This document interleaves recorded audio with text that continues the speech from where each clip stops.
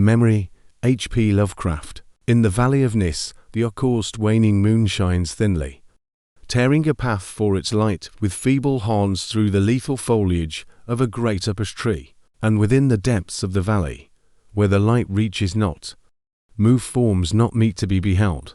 Rank is the herbage on each slope, where evil vines and creeping plants crawl amidst the stones of ruined palaces, twining tightly about broken columns and strange monoliths, and heaving up marble pavements laid by forgotten hands, and in trees that grow gigantic in crumbling courtyards, leap little apes, while in and out of deep treasure vaults writhe poisoned serpents and scaly things without a name.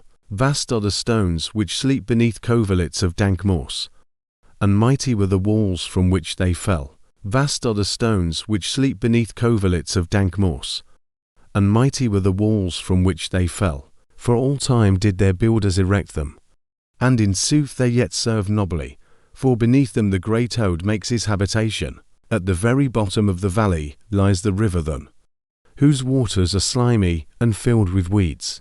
From hidden springs it rises, and to subterranean grottos it flows, so that the demon of the valley knows not why its waters are red, nor whither they are bound.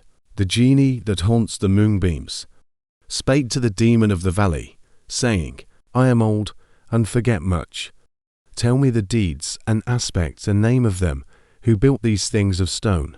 And the demon replied, I am memory, and am wise in lore of the past, but I too am old. These beings were like the waters of the river Thun, not to be understood. Their deeds I recall not, for they were but of the moment.